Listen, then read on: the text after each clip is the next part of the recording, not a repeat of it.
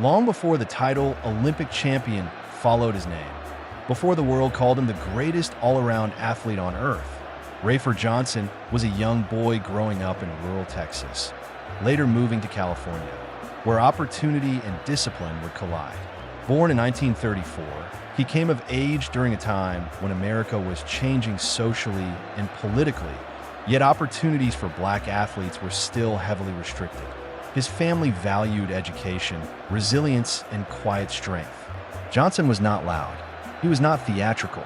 He was composed, observant, and relentless. That combination would define his life long before medals did. The decathlon is not simply an event. It is a test of total athletic capability. 10 events across 2 grueling days.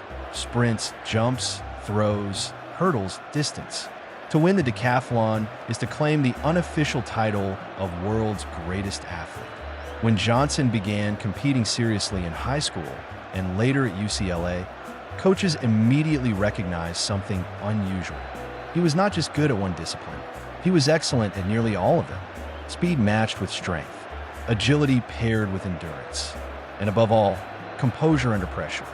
His early rise was rapid but not effortless.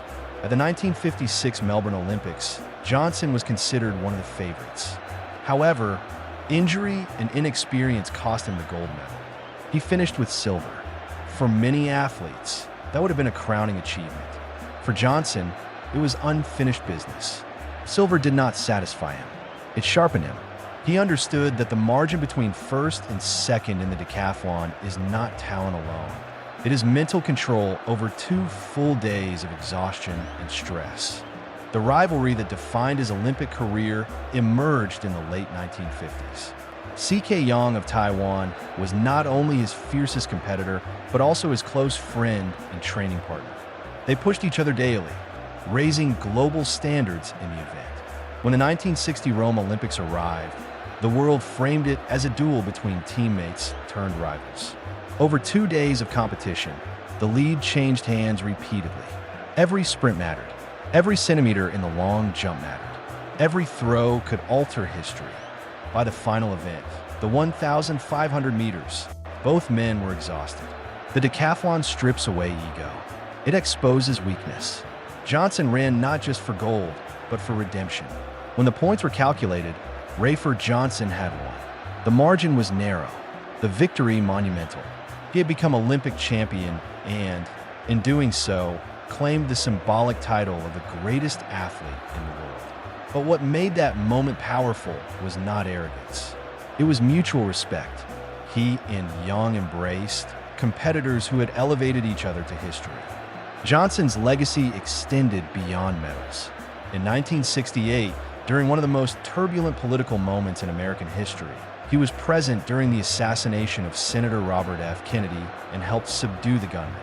That moment revealed a different kind of courage, not athletic, but moral and physical in crisis. It underscored something that had always been there. Johnson was steady under pressure, no matter the arena.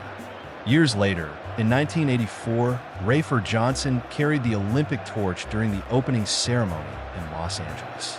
It was symbolic. The once young decathlete who had fought for gold decades earlier now represented continuity, dignity, and excellence for a new generation. The torch did not just represent sport. It represented legacy, and Johnson's walk with it was measured, calm, deeply earned. Rafer Johnson's story is not about spectacle. It is about completeness. He mastered 10 events because he mastered himself. The decathlon demands versatility, but greatness demands character. In a sport that measures performance in points, Johnson's true value cannot be reduced to numbers. He competed fiercely. He lived responsibly. He stood tall in moments of triumph and crisis alike. That is why Rafer Johnson is remembered not only as an Olympic champion, but as one of the most complete athletes and individuals American sport has ever produced.